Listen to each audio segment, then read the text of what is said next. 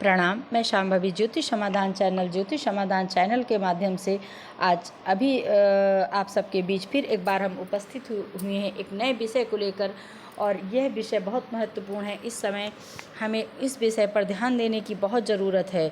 उस विषय पर आने से पहले आप सभी से एक निवेदन है, अगर आप मेरे चैनल पर आए हैं, अगर आप मेरी वीडियो पर आए हैं तो आप प्लीज़ लाइक कर दीजिए, शेयर कर दीजिए, सब्सक्राइब कर दीजिए। अगर आप मेरे चैनल पर पहली बार आए हैं तो सब्सक्राइब करके बेल बटन को प्रेस कर दीजिए, जिससे ये होगा कि मेरे वीडियो बनाने के बाद उसकी नोटिफिकेशन सही समय पर आपके पास पहुंच जाएगी। आइए अब आते हैं अपने विषय पर। विषय है हम आप सभी के बीच आज लेकर के आए हैं कि पितृपक्ष में दीपक जलाना चाहिए। इस दीपक जलाने के क्या लाभ होते हैं, क्या फ़ायदे होते हैं, क्यों जलाना चाहिए, तो आइए जानते हैं। देखिए, पितरों का समय है, पितरों के समय दीपक जलाने से पितृदेव हमारे खुश होते हैं, उन्हें मोक्ष की प्राप्ति होती है। इसके साथ ही सुख समृद्धि और अच्छी सेहत का आशीर्वाद हमें मिलता है। इसके अलावा कुंडली में पितृदोष का जो भी प्रभाव रहता है वो समाप्त हो जाता है, क्योंकि हम उनके निमित्त और उनकी श्रद्धा, उनकी भक्ति, उनके भाव को लेकर के दीपक जलाते हैं, तो वह भाव उन तक पहुंचता है और वो इस सोच से, इस भाव से प्रसन्न होते हैं और हमें शुभ आशीर्वाद दे करके जाते हैं। पितृपक्ष में दीपक जलाने के लिए कई स्थान हैं और उनके क्या लाभ हैं। पितृ पक्ष में दीपक जलाने के लिए घर का मुख्य द्वार है दक्षिण दिशा में दीपक जलाना चाहिए। दक्षिण दिशा ईशान कोण की ओर दीपक जलाना चाहिए। उत्तर पूर्व तुलसी के पास, पितरों की तस्वीर के पास भी दीपक जलाना चाहिए। पीपल के पेड़ के नीचे जलाना चाहिए। इन स्थानों पर दीपक जलाने से, और अगर हो सके तो किसी जलाशय के पास भी दीपक जलाना चाहिए। इस पितरों के लिए इनके जलाने से शांति मिलती है, पितृदोष से मुक्ति मिलती है और घर में सुख समृद्धि व सकारात्मक ऊर्जा आती है। दीपक जलाने के स्थान और उनसे हमें क्या लाभ मिलता है, तो सबसे पहले आइए जानते हैं। हमें मुख्य द्वार पर दीपक जलाना चाहिए। हमको सुबह सुबह अपने मुख्य द्वार को साफ करके द्वार में जरा सा जल इधर उधर डाल देना चाहिए और उसके बाद थोड़ा सा काला तिल डालना चाहिए। थोड़ी सी 2 चुटकी हल्दी डालने के बाद वहीं पर स्वास्तिक का चिन्ह बना करके हमें दीपक जलाना चाहिए। यह पितरों के प्रवेश का रास्ता होता है, जिससे उनका स्वागत होता है और घर में सुरक्षा कवच बनता है। नकारात्मक ऊर्जा दूर होती है, सकारात्मक ऊर्जाएं कलह मिटती है और सब शुभ आशीर्वाद दे करके पितर जाते। अगर हम मुख्य द्वार पर दीपक जलाते हैं तो दक्षिण दिशा में, वास्तु के अनुसार दक्षिण दिशा पितरों की दिशा मानी जाती है।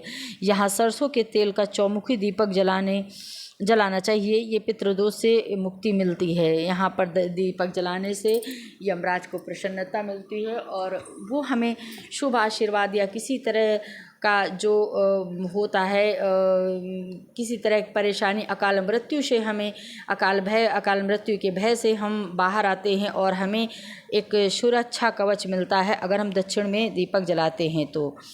इसके साथ ही आइए जानते हैं ईशान कोण में। ईशान कोण उत्तर पूर्व का कोण होता है। इस दिशा में गाय के घी का दीपक जलाना चाहिए। इस दिशा में अगर आप गाय के घी का दीपक जलाते हैं जब तक पितर होते हैं, इससे माँ लक्ष्मी की कृपा बरसती है और पितर जल्दी संतुष्ट होते हैं। उनकी संतुष्टता अगर हो गई तो हमें रोग शोक से दूर होकर करके सुख समृद्धि, धन, वैभव, यश, मान, सम्मान सभी प्राप्त होता है। इसलिए हमें ईशान कोण में दीपक जलाना, उससे हमारा वास्तु दोष भी दूर होता है और बहुत शुभ संकेत दीपक जलाने से मिलते हैं। इसके साथ ही तुलसी के पास जलाना चाहिए। तुलसी के पास घी का दीपक जलाकर पितरों की शांति और मुक्ति के लिए तुलसी माँ से प्रार्थना करने से भी उनकी कृपा मिलती है। माँ लक्ष्मी भी प्रसन्न होती है। अगर हम तुलसी जी के पास अगर दीपक जलाते हैं तो उनकी विशेष कृपा मिलती है। इसके साथ ही हमें दीपक जो है पितरों की तस्वीर के पास भी जलाना चाहिए। पितरों की तस्वीर के पास घी का दीपक जलाने से घर में सुख शांति बनी रहती है और पूर्वजों के प्रति कृतज्ञता व्यक्त होती है।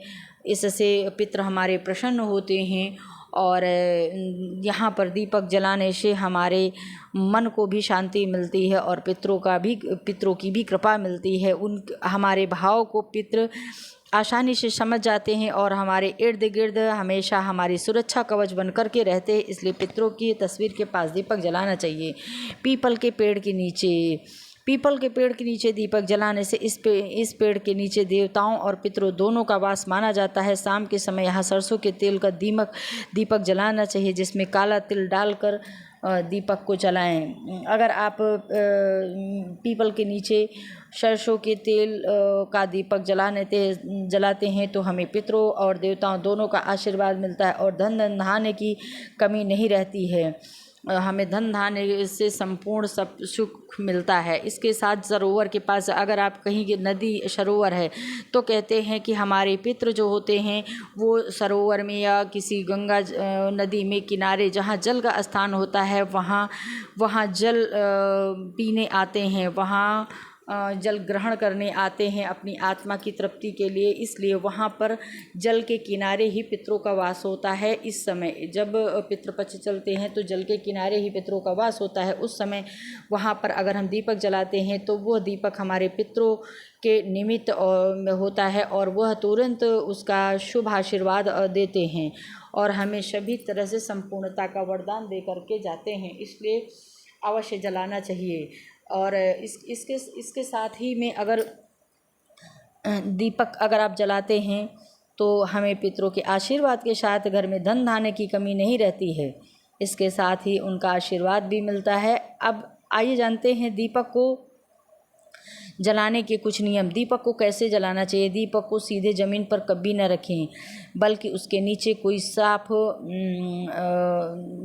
आस्थान करके स्वास्तिक बना के उसके नीचे चावल रख करके या प्लेट रख करके, प्लेट के ऊपर चावल रख करके, किसी कटोरी को रख करके उसके ऊपर चावल रख करके उसके ऊपर आप दीपक को स्थान दें, जिससे अग्निदेव का भी आप सम्मान करेंगे और वह दीपक आपके लिए सुख समृद्धि लेकर के आएगा। दीपक को जलाने के बाद सबसे पहले भगवान गणेश, फिर भगवान विष्णु और माँ लक्ष्मी को प्रणाम करें और उनके बाद पितरों को प्रणाम करें। पहले जब आप दीपक जलाते हैं तो भगवान गणेश को प्रणाम करें, भगवान विष्णु को प्रणाम करें और लक्ष्मी को प्रणाम करें और उनसे प्रार्थना करें, हृदय से प्रार्थना करें कि हे प्रभु, हे मेरे ईश्वर, हे मेरे परमेश्वर, हे नारायण, हे कृपा सिंधु, हे दया सिंधु, जहाँ भी मेरे पितृ हों प्रसन्न हों और उनकी कृपा हमारे ऊपर सदैव बनी रहे, उनका आशीर्वाद हमें मिले, हम रोग शोक से दूर हो करके सभी सुख समृद्धि और परिवार कुशल से रहें। तो कहते हुए पितरों को प्रणाम करना चाहिए। अपने पितरों की आत्मा की शांति और मुक्ति की हर दिन प्रार्थना करनी चाहिए।